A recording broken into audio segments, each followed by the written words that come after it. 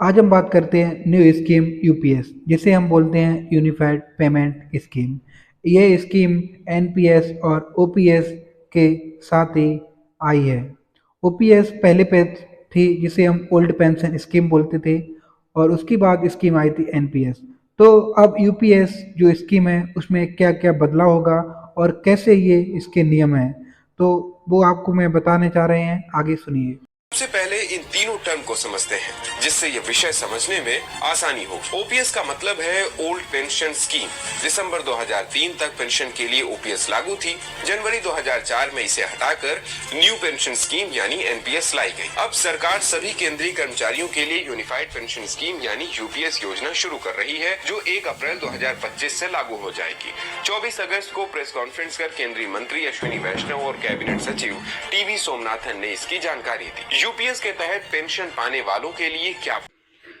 UPS के तहत सरकार के द्वारा जो कही जाने वाली बातें हैं, नंबर 1, कर्मचारियों को उनके रिटायरमेंट से पहले आखिरी 12 महीने की बेसिक पेंशन मिलेगी।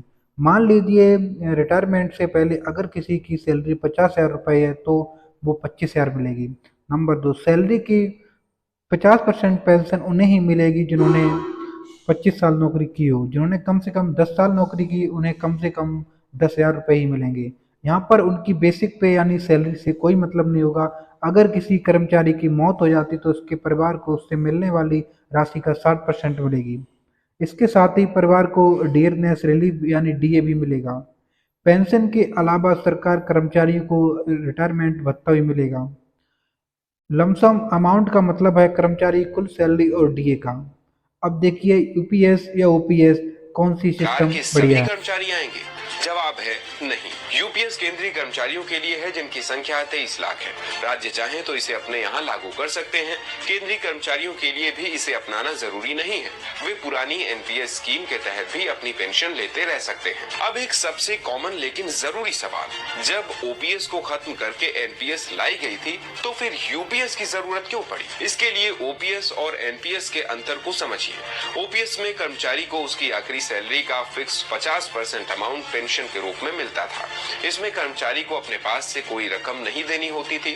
ओपीएस के तहत जनरल प्रोविडेंट फंड यानी जीपीएफ और 20 लाख रुपए तक की ग्रेच्युटी मिलती थी। इसकी वजह से सरकार पर अतिरिक्त बोझ पड़ता था। वहीं ओपीएस को खत्म करके लागू की गई एनपीएस एक इन्वेस्टमेंट प्लान की तरह है। एनपीएस के तहत कर्मचारी की सैलरी और डीए का 10% पैसा कटता रहता है और सरकार भी कर्मचारी की सैलरी का 14% हिस्सा अपने पास से उसके फंड में जमा करती जाती है। इस फंड का 60% पैसा कर्मचारी कभी भी निकाल सकते हैं। बाकी का 40% पैसा एन्युटी यानी सालाना तौर पर निवेश किया जाता है, जो भविष्य में बढ़ या घट भी सकता है।